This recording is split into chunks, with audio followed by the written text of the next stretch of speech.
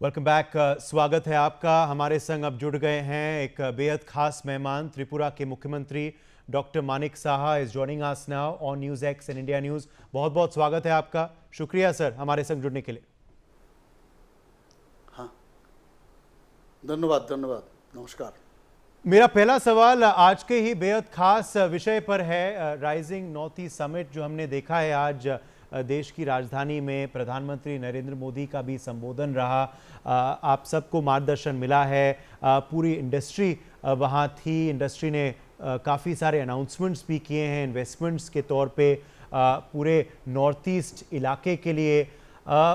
North east summit ये जो माध्यम है, इससे कितना लाभ मिलने वाला है आपके राज्य को, त्रिपुरा राज्य को, और पूरे नॉर्थ ईस्ट भारत के क्षेत्र को? देखिए, हमारे माननीय प्रधानमंत्री श्री नरेंद्र मोदी जी, उन्होंने एक्ट ईस्ट पॉलिसी वो अपनाया और उन्होंने कहा कि जब तक नॉर्थ ईस्ट डेवलप नहीं होगा तो देश भी डेवलप नहीं कर सकता है। और पहले तो 7 राज्यों को लेके नॉर्थ ईस्ट कहलाया जाता था, लेकिन जैसे सिक्किम उसके साथ जोड़ लिया है तब अष्टलक्ष्मी नाम दिया है। 8 स्टेट्स है अभी नॉर्थ ईस्ट में। और मैं समझता हूँ जैसे उन्होंने डिक्लेयर किया है अष्टलक्ष्मी और एक्ट ईस्ट पॉलिसी, पूरा नॉर्थ ईस्ट में आप देखिए हीरा मॉडल माननीय प्रधानमंत्री जी हम लोगों को दिया है। नेशनल हाईवे, इंटरनेट, उसके बाद एयरवे, रेलवे, वाटरवे, सभी क्षेत्र में कनेक्टिविटी इतना अच्छा बढ़ गया। नॉर्थ ईस्ट को पहले कोई नहीं जानता था। अभी आज का दिन आप देखिए, माननीय प्रधानमंत्री नरेंद्र मोदी जी हम लोगों को उन्होंने जिस तरह संबोधन किया है और उन्होंने बार बार कहा नॉर्थ ईस्ट में इतना पोटेंशियल है हर क्षेत्र में, टूरिज़्म से शुरू करके वहाँ का जो प्रोडक्ट्स है, हर चीज़, हर इको टूरिज़्म से शुरू करके सभी में, रिलीजियस टूरिज़्म, सभी जगह में उन्होंने काफ़ी इसके बारे में उन्होंने कहा। वहाँ का टेक्सटाइल के बारे में बताया, वहाँ का हैंडलूम के बारे में बताया, आर्टिसंस के बारे में बताया, बेम्बो प्रोडक्ट्स के बारे में बताया। हर क्षेत्र को लेके उन्होंने बात किया और उससे काफ़ी उत्साहित हुआ है पूरा इन्वेस्टर्स। और आपका जानकारी के लिए मैं कह रहा हूँ, आज के दिन 2 दिन का ये इन्वेस्टर्स समिट है राइजिंग नॉर्थ ईस्ट का, तो इसमें आज का दिन त्रिपुरा में 15,646 करोड़ का अभी मूव हुआ है। पहले 3,000 करोड़ का ऑलरेडी माने ग्राउंडेड है। ऊपर से आज का दिन, कल भी हो सकता है और भी हो, तो ये बहुत बड़ी बात है। और जिस तरह अभी लॉ एंड ऑर्डर से शुरू करके पहले नॉर्थ ईस्टर्न रीजन में जिस तरह लॉ एंड ऑर्डर का सिचुएशन था, तो बहुत लोग डरते थे वहाँ इन्वेस्ट करने के लिए। अभी वहाँ इतना माने शांति है पूरा नॉर्थ ईस्टर्न रीजन में, तो इसके कारण इन्वेस्टर्स का काफ़ी विश्वास हो गया। और जो वहाँ पर अगर हम इन्वेस्ट करेंगे तो ये सिक्योर रहेगा।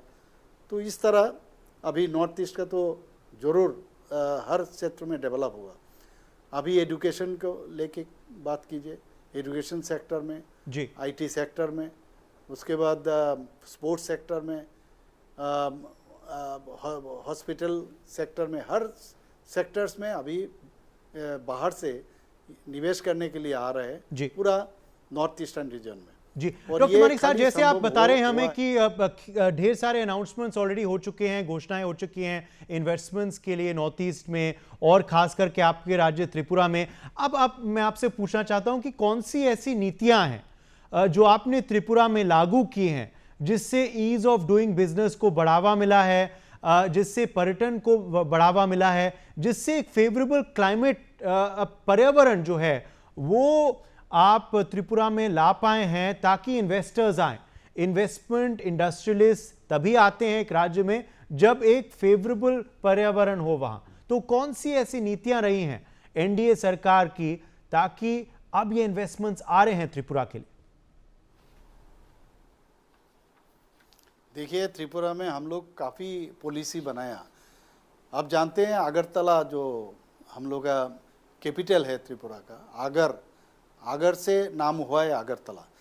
तो वहाँ त्रिपुरा में आगर ट्री जो है आप जानते हैं उसका कितना प्रेसियस ट्री है, और उससे काफ़ी परफ्यूम्स मिलता है, और उसका पेड़ का भी बहुत इम्पोर्टेंस है। तो इसको लेके हम लोग त्रिपुरा आगर पॉलिसी हम लोग बनाया। हम लोग Tripura information technology IT policy 2022 वो भी बनाया। त्रिपुरा लॉजिस्टिक पॉलिसी हम लोग बनाया। डाटा सेंटर पॉलिसी हम लोग बनाया।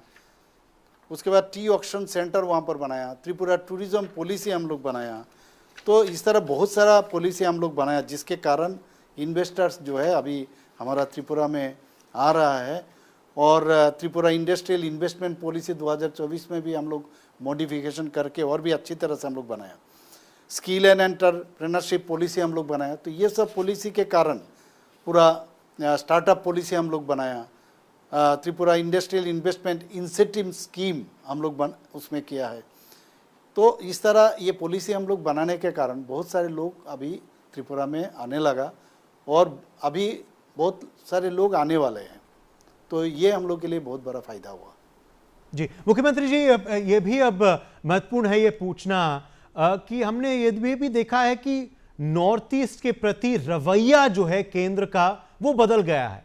प्रधानमंत्री जी ने भी आज कहा कि पहले नॉर्थ ईस्ट को फ्रंटियर प्रोविंस माना जाता था, अब एक देश का अभिन्न अंग है। और अब जैसे आप कह रहे थे, खुद प्रधानमंत्री जी कितनी बार वहां दौरे कर चुके हैं, नॉर्थ ईस्ट खुद आ चुके हैं, तमाम मंत्री वहां आते हैं, तमाम जो है लाभकारी कार्य वहां हुए हैं। तो ये रवैया, ये सोच जो है, ये जो बदला है, इससे कितना नॉर्थ ईस्ट को फायदा हुआ है? ये जो, और पहले ये सोच क्यों नहीं बदला? देखिए माननीय प्रधानमंत्री नरेंद्र मोदी जी आज वो भी कह रहे थे, मैं उनको धन्यवाद देना चाहता हूँ कि उनका मार्गदर्शन के कारण माने पूरा नॉर्थ ईस्टर्न रीजन में जब से उन्होंने प्रधानमंत्री जी का पद संभाला, 700 बार कोई ना कोई केंद्रीय मंत्री नॉर्थ ईस्ट में जा चुका है।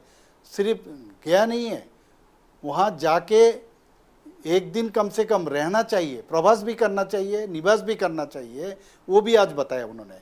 और माननीय प्रधानमंत्री नरेंद्र मोदी जी भी कितना बार नॉर्थ ईस्ट में आप गए, आप कम से कम 60 बार के ऊपर वहाँ पर जा चुके हैं। तो ये पूरा चेंज हो गया।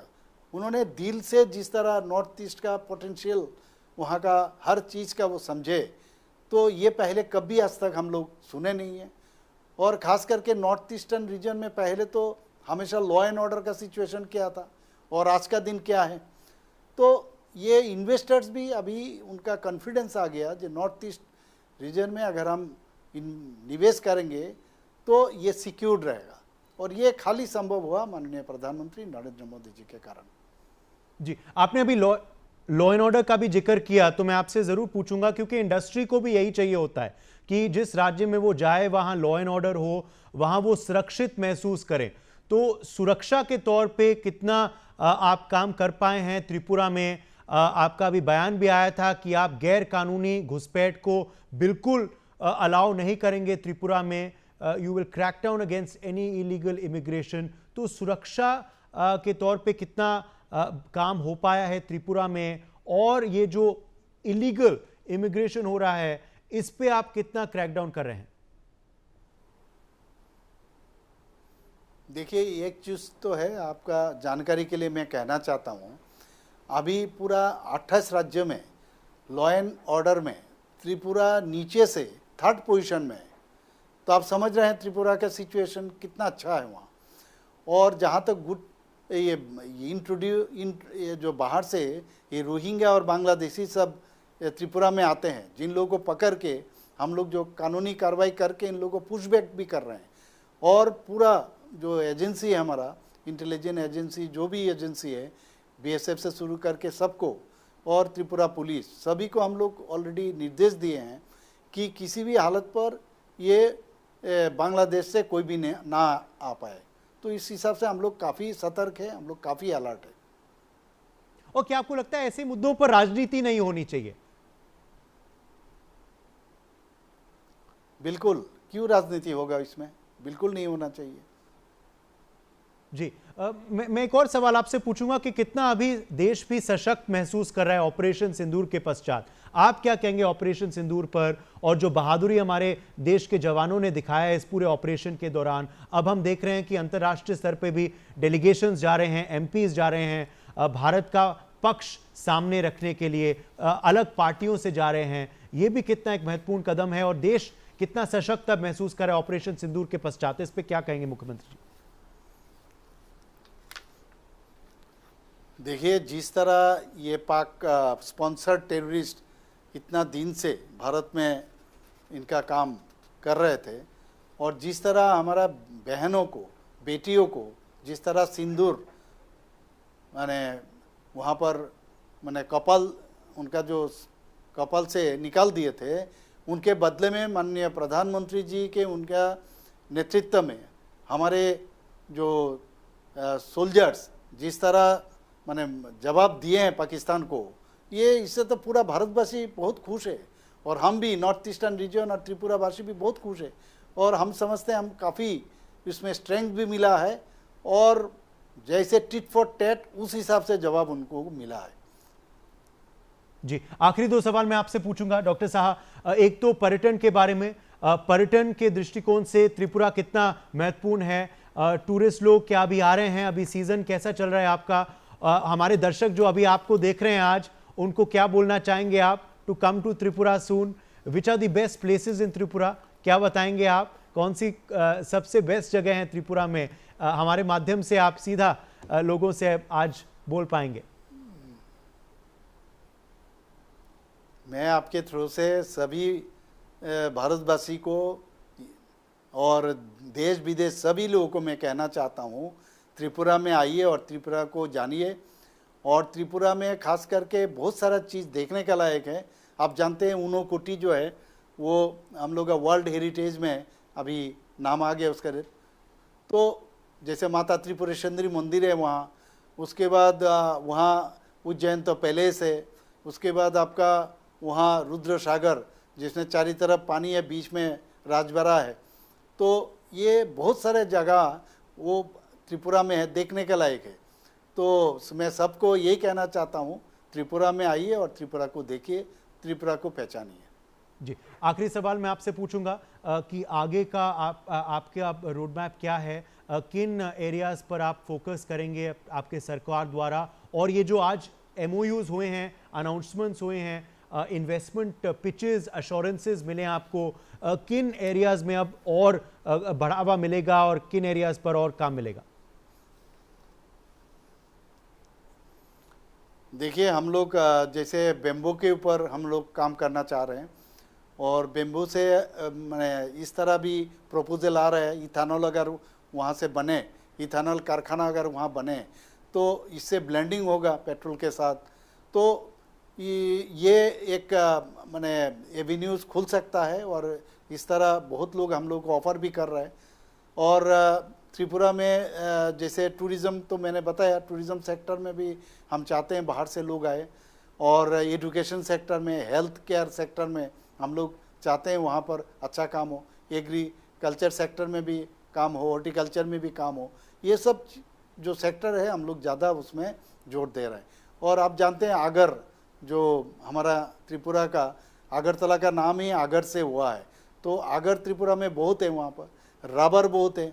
तो ये सब चीज़ से कोई भी मतलब आना चाहते हैं, कोई भी इन्वेस्टर्स, मैं इन लोगों को भी, मैं आपके द्वारा इन लोगों को भी मैं इन्वाइट करना चाहता हूँ। डॉक्टर मानिक साहा, त्रिपुरा के मुख्यमंत्री, बहुत बहुत शुक्रिया न्यूज़ एक्स और इंडिया न्यूज़ के संग आज बातचीत करने के लिए। And we also wish you all the very best sir for this work ahead for your region and state.